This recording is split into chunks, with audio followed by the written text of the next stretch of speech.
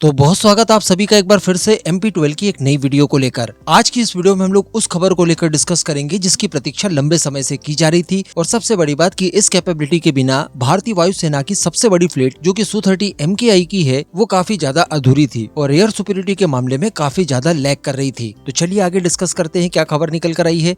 आप बस इसी तरह की वीडियोस के लिए चैनल को सब्सक्राइब जरूर कर दीजिएगा। देखिए ऑपरेशन सिंदूर में हमें पता चला कि कम से कम 250 किलोमीटर रेंज वाली एयर टू एयर मिसाइल आपको होना हर हाल में आवश्यक है, क्योंकि पाकिस्तान ने PL-15 का इस्तेमाल करके काफी लॉन्ग रेंज से भारत के खिलाफ अटैक प्लान किए। हालांकि वो मिसाइलें फ्लॉप साबित हुई, लेकिन मान लीजिए कि वो मिसाइलें मीटियोर टाइप होती या इसी रेंज में कोई अमेरिकन मिसाइल उपलब्ध होती तो निश्चित तौर पर भारत को ये डेंट पहुंचा सकती थी। कहने का मतलब जितनी दूरी से एयर टू एयर अटैक करने में सक्षम होंगे उतना ज्यादा एज आपको मिलेगा। आपने जैसे ही देखा वैसे पहले मार दिया।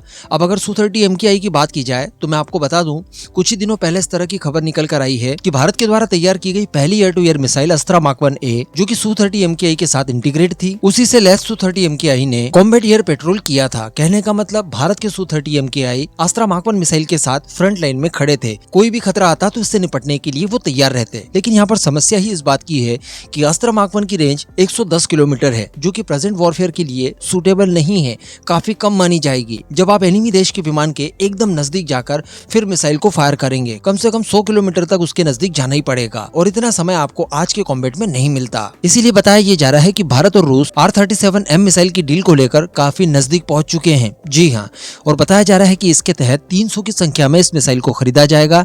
इनकी डिलीवरी के बारे में बताया जा रहा है कि 12 से लेकर 18 महीनों में शुरू हो जाएगी। अब इस मिसाइल की खासियत ये है कि ये आपको 300 किलोमीटर तक की रेंज देती है। वैसे मैं आपको बता दूं कि एयर टू एयर मिसाइलों की जो रेंज होती है वो एल्टीट्यूड पर निर्भर करती है, लेकिन जो इसकी मैक्सिमम रेंज है वो 300 किलोमीटर के आसपास बताई जाती है। और सबसे बड़ी बात कि वर्तमान में दुनिया भर के अंदर जितनी भी मिसाइल्स है उनकी तुलना में इसकी रेंज सर्वाधिक है। कहने का मतलब आप अगर इसका इंटीग्रेशन Su-30 MKI में कर देते हैं तो ऐसा समझ लीजिए कि चाइना हो या फिर पाकिस्तान हो, वो आपके आसपास भी नहीं फटक पाएंगे जब तक कि वो इससे ज्यादा रेंज वाली कोई मिसाइल एक्वायर ना कर ले। और बड़ी बात यह कि रशिया के द्वारा अपने Su-30 SMS का इस्तेमाल चूंकि किया जाता है, उसी की बेसलाइन कॉपी हमारा Su-30 MKI है। कुछ अपग्रेडेशन जरूर है, लेकिन वो विशेष लेवल की नहीं है। बताया जा रहा है कि थोड़े से रडार और साथ ही मिशन कंप्यूटर में अपग्रेडेशन के काम करने के बाद आप इसका इस्तेमाल आसानी से Su-30 MKI से कर सकते हैं। तो ये बहुत ही बड़ी और एक सुकूनदायक खबर है। भारत को इससे काफी बेनिफिट होगा। और चूंकि बाहर से मिसाइल खरीद रहे हैं, इस बात को लेकर निराश होने की भी आवश्यकता नहीं है, क्योंकि हम लोग ये भी जानते हैं कि अस्त्रा मार्क 1 हमारी पहली मिसाइल है। इसके बाद अस्त्रा मार्क 2 बन रही है। और मैंने आपको एक बार बताया था कि जब से चाइनीज PL-15 को हम लोगों ने इंटैक्ट कंडीशन में पकड़ा है, उसके ऊपर रिसर्च की है, उसका आकलन किया गया, तब हमें ये पता चलता है कि हमें भी हमारी अस्त्रा मार्क 2 मिसाइल कम से कम 250 किलोमीटर रेंज में तैयार करनी है, जिसके ऊपर तेजी से काम किया जा रहा है। अगले कुछ ही महीनों में उसके परीक्षण वगैरह भी शुरू हो जाएंगे। साथ ही SFDR technology based अस्त्रा mark 3 missile वो भी हम लोग तैयार कर रहे हैं। उसके परीक्षण भी कुछ महीनों में शुरू होते हुए हमें दिखाई देंगे, जिसकी रेंज उससे भी अधिक होगी। लगभग 300 से 350 किलोमीटर के आसपास भी वो आपको रेंज देने में सक्षम होगी।